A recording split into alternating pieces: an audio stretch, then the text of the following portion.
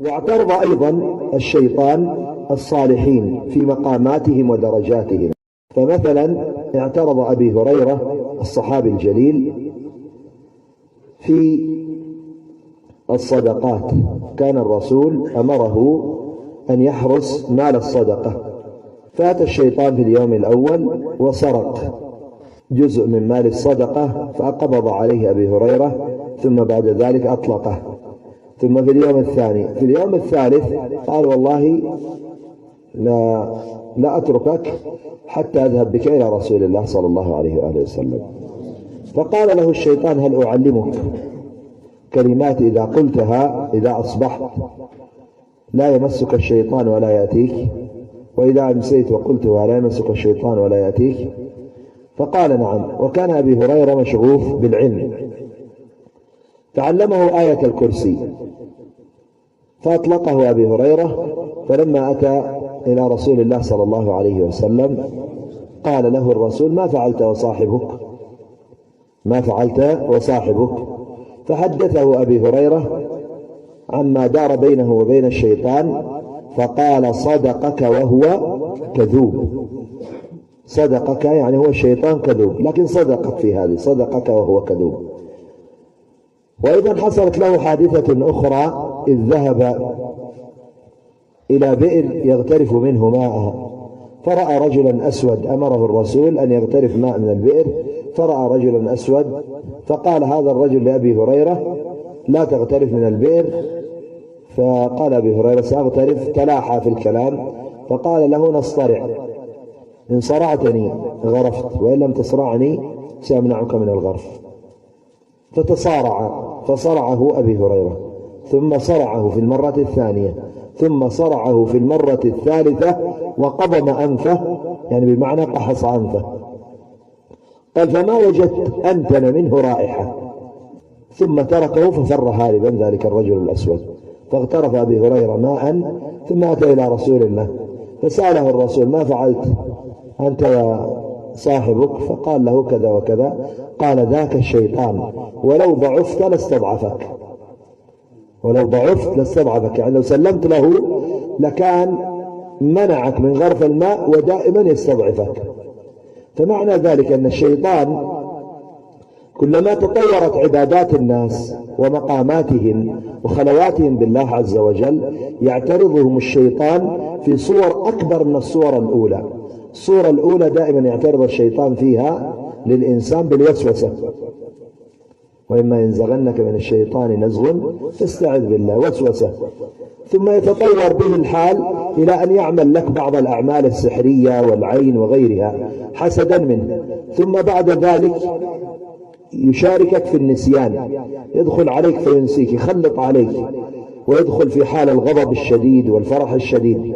ثم يتطور به الحال حتى يأتيك في صورة بشر، يتصور في صورة بشر ويؤذيك مباشرة، وربما يحاول قتلك أو يحاول حرقك، وربما يقتلك وربما يحرقك.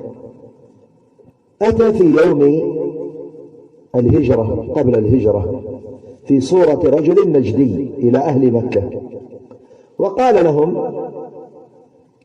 يعني دعوني أشارككم الرأي في قضية محمد.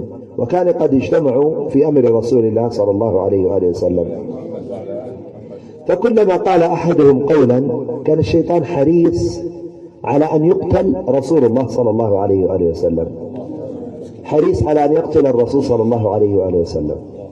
فكلما قال أحدهم قولا قالوا نوثقه، نحبسه، نجليه، نطرده. كلما قال قولا إلا وهذا الرجل النجدي يدخل عليه.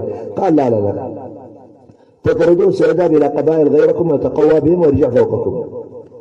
قالوا نحبسه، قال لا يزال هناك قوم يحبونه حتى يخرجونه من داخل البيت، وحتى يخرج كلامه من خلف الأبواب.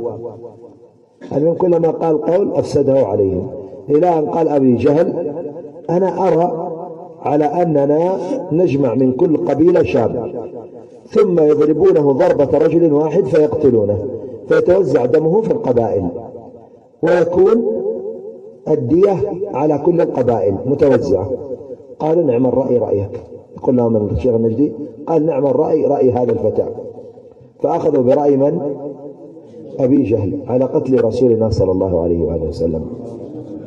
فالشيطان حريص على أن يوصلك إلى القتل، خاصة إذا كنت داعية إلى الله أو نبي مرسل أو غير ذلك.